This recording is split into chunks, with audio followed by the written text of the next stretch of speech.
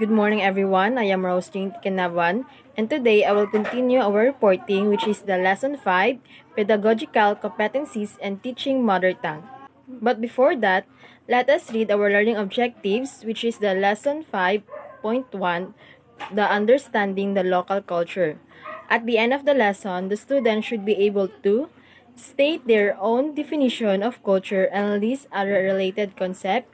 Number 2, explain the various definition of culturally responsive education and its principles. And lastly, list some examples of the elements of culture, observing their local communities' culture. So let us define what is culture. So culture has been called the way of life for an entire society. As such, includes codes of measures, dress, language, religions, rituals, and art. So culture means that all the ways of life, including arts, beliefs, language, and institutions of a population is a culture. And also, culture are passed down from generation to generation. So, this will be the concept map of culture. Language, medical cure, religion, child rearing methods, food, folk art, celebrations, jokes, manners, clothes and dressing, and working schedules. So according to BBC article by Rowling 2019 entitled "The Man Bring Dead Languages Back to Life," for indigenous communities worldwide that are still grappling with the legacy of colonization, being able to speak their ancestral language is about empowerment and reclaiming identity. It may even carry significant consequences for their mental health. So, tama naman yung sinabi ni tama naman yung sinabi ni Rowling 2019 na yung mga indigenous communities na they are still grappling with the legacy of colonizing here in worldwide for to be able to speak their ancestral language and also to reclaim their identity. And by that, meron talagang consequences sa kanilang pag-colonize. Number 1 na dyan is yung bullying. Bakit nga ba natin sila binubuli? Una-una dyan is the way they speak, tone of their voice, and also yung pagbigkas ng kanilang mga sasabihin.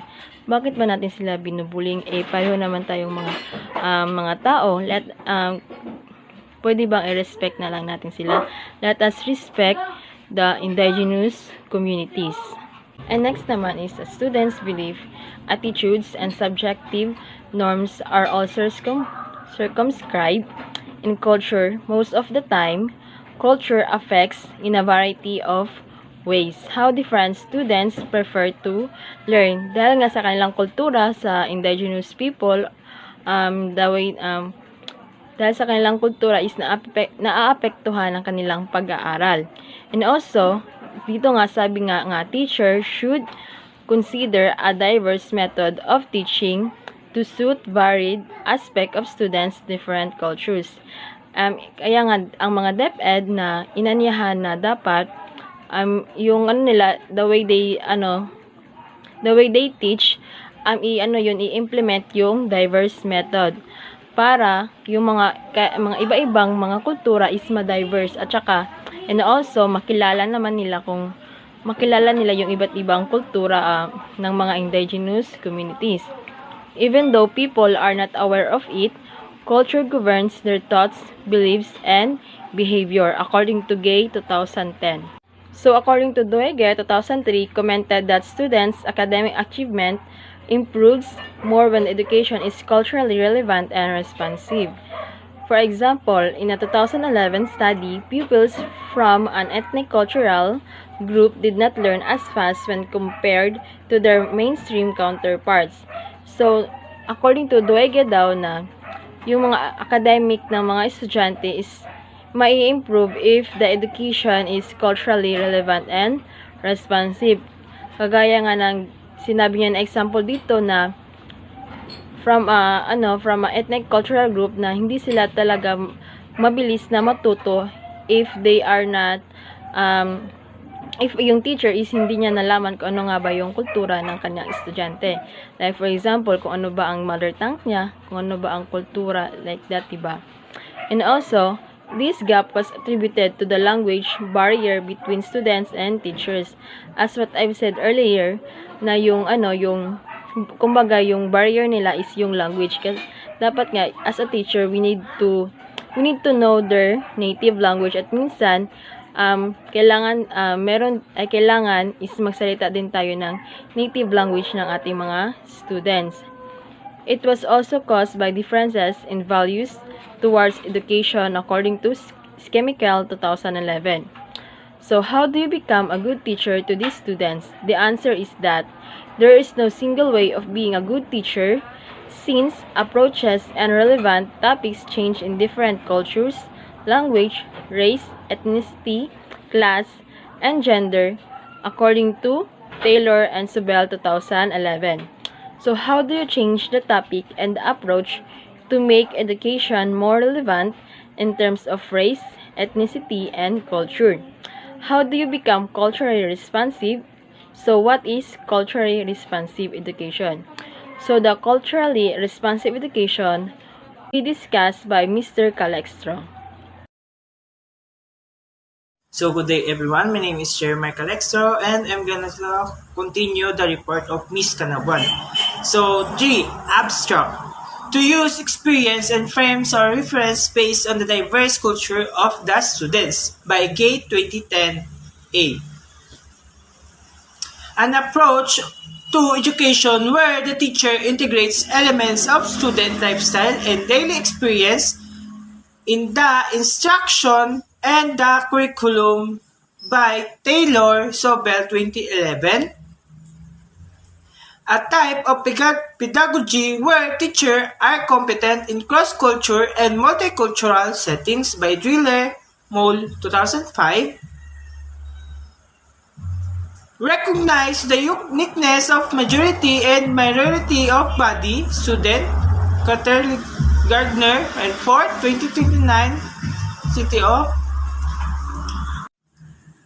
Number 4. Apply. Culture is composed of many elements.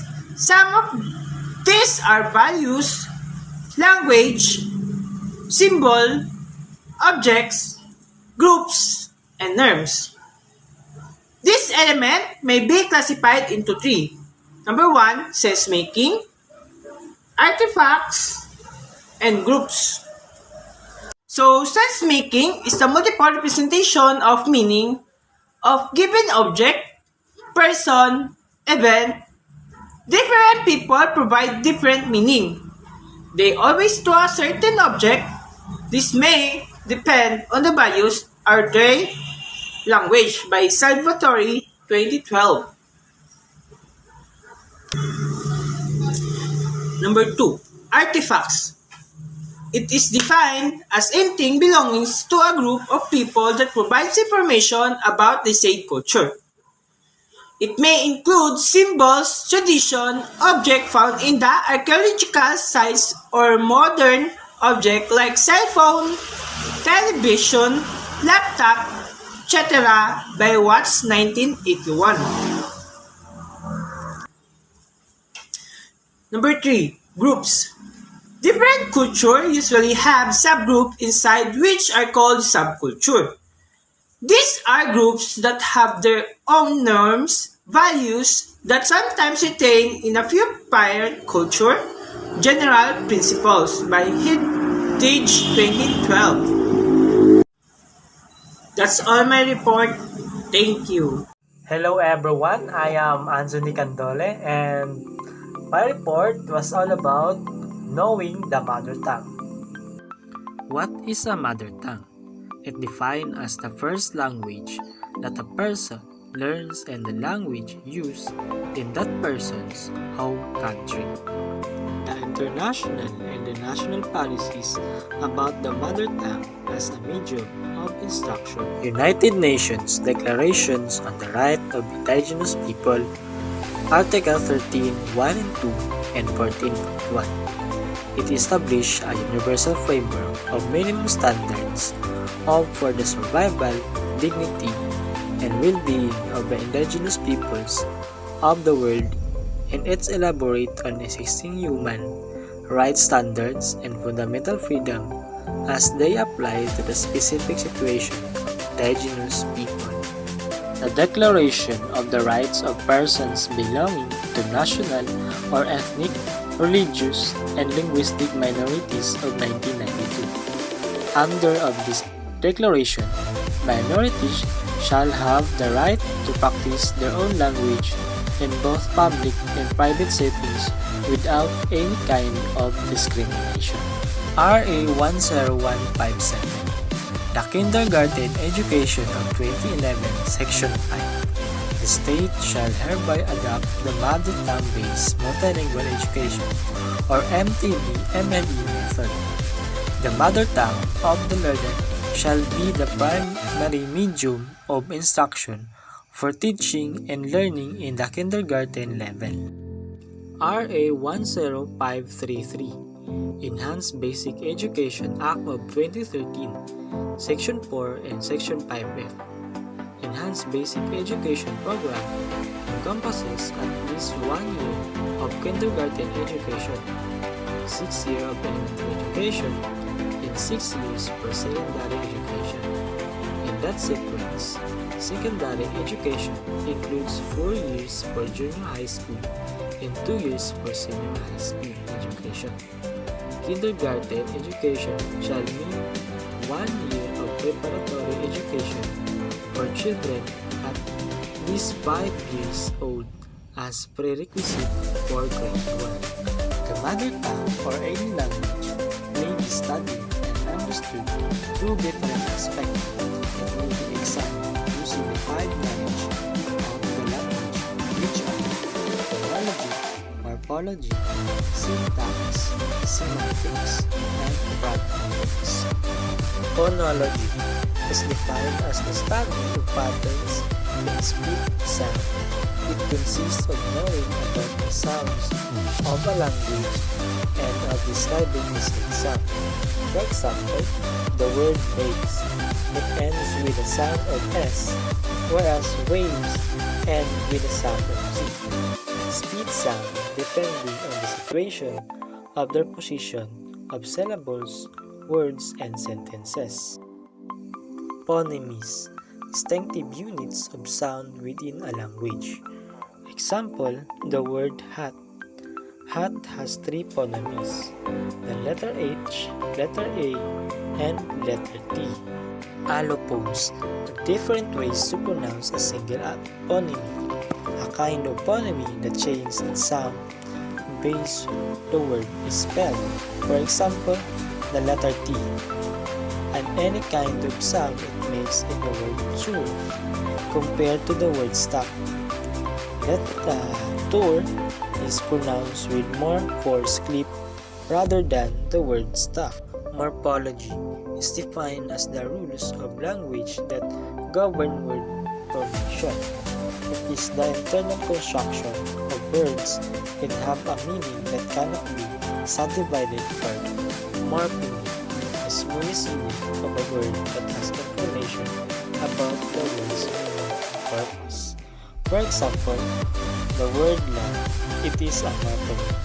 But if you eliminate any character such as a letter E, then it will be meaningless or lost its actual meaning, which is a root word, a term that forms the basis of another word. These are usually nouns, verbs, adjectives, or adverbs. It holds the most basic meaning of any word. It has no prefix or suffix. For example, lovely. When you take away the suffix, the word lovely will remain and it is the root word. Affixes. Morphemes placed either at the beginning, middle, or end of a root word to come up with a new meaning. Affixes added to the front, it is known as prefix, and when added to the back, it is known as the suffix. Compound words, a combination of 2 root words to form a new meaning. Compound words can be written in 3 ways. Open compound, spelled as 2 words like ice cream. Closed compound, joined to form a single word like doorknob. And last,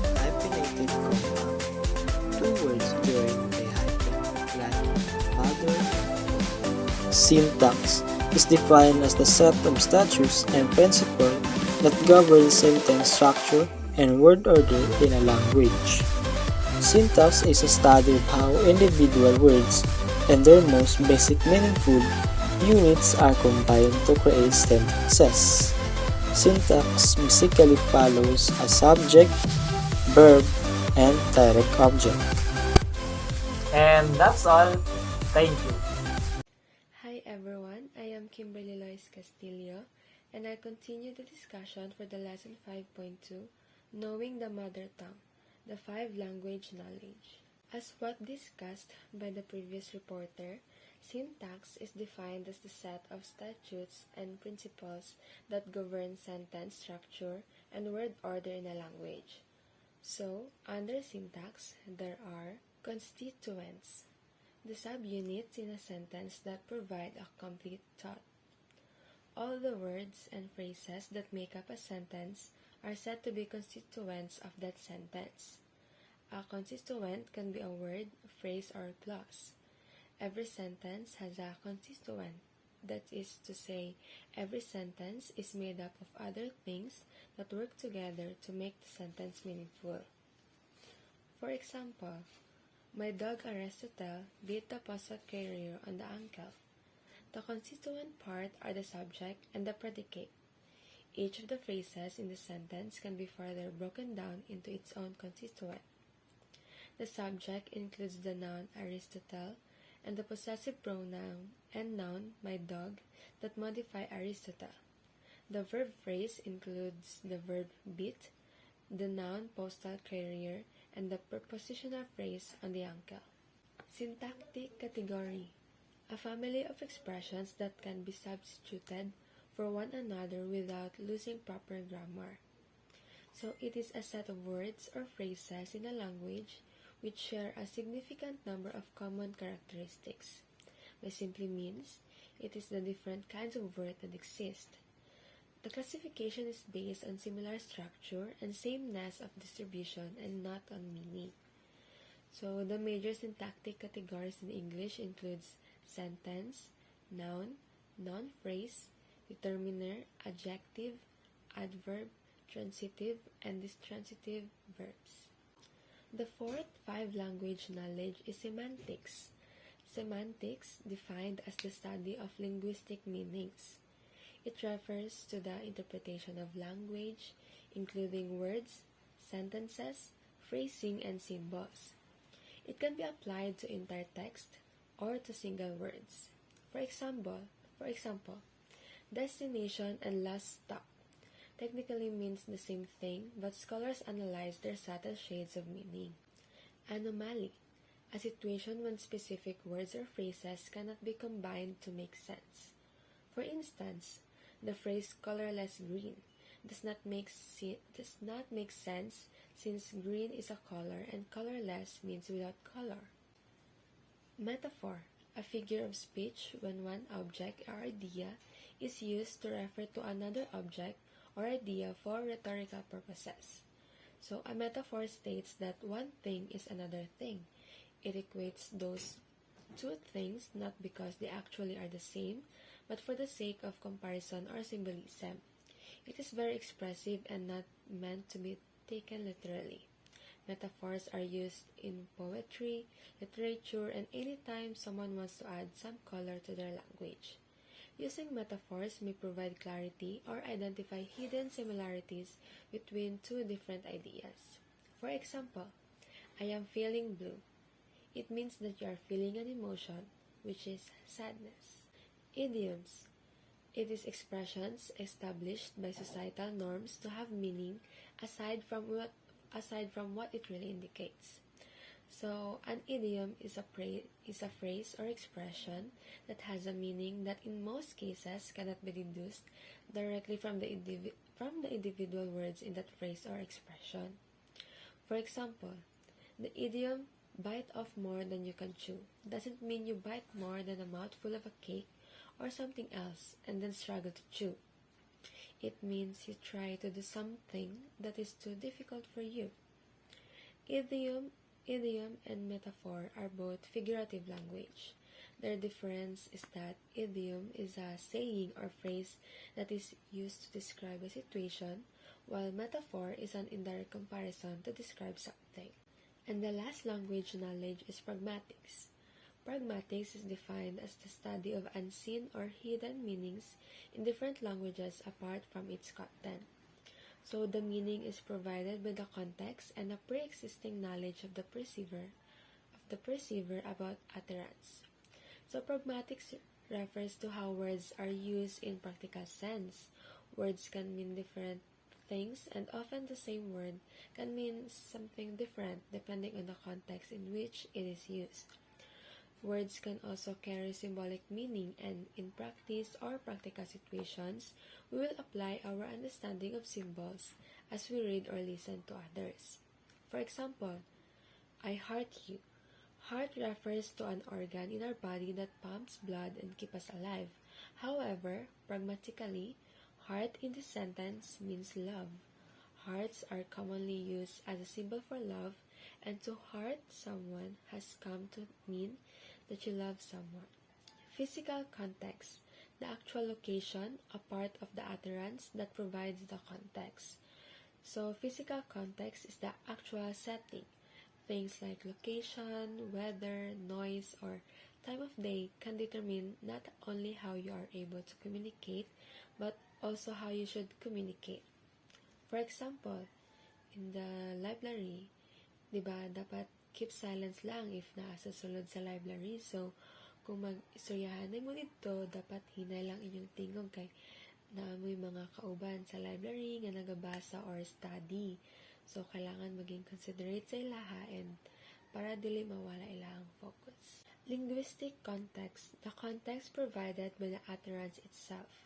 So, linguistic context is also called cotext. It is the other set of words used in the same sentence. For example, we know that the word pupil is a homonym. How do we know which meaning is intended? It usually by means of the linguistic context. If it is used in a sentence with word like teacher, classmates, or etc., we understand that the pupil here means the student or the learner. If it is used in a sentence with word like eye, dilatation, or iris, we know that here it means it's part of the eye. Deixis, words that cannot be identified without the context. So, examples of these words are here, there, him, here, yesterday, and tomorrow. So, deixis is the process of pointing through language. Furthermore, it is usually needed to use gestures with deictic words like this one here or that one there. However, deictic words can also have the same pointing function without using gestures, which is called the canonical situation of utterance. So, deixis can be of persons such as I, you, he, she, it, and time, now, today, the day before, and place, there, this, that, and those. References, the act of which the speaker specifies an orientation or a position for the deixis. So, a referent is a person or thing to which a name, a linguistic expression, or other symbol refers. For example, in a sentence, Mary saw me. The referent of the word Mary is the particular person called Mary who is being spoken of, while the referent of the word me is the person uttering that sentence. Inference, the perceiver's use of additional information not provided in the utterance in order to understand the message. So, inference is using observation and background to reach a logical conclusion. We probably practice inference every day. For example, if you see someone eating a new food and they makes a face, then you infer he does not like it. Or if someone slams a door, you can infer that she is upset about something. And then, anaphora. Another term, for instance, a pronoun used to identify an object that is being referred to for the second time. So, it is the repetition of a word or sequence of words at the beginning of successive clauses, phrases, or sentences. It is one of many rhetorical devices used by orators and writers to emphasize their message or to make their words memorable. For example, we will work hard every day, every week, and every year until the job is done. So, in that sentence, the word every is used for a multiple times. So, that is all my report. Thank you.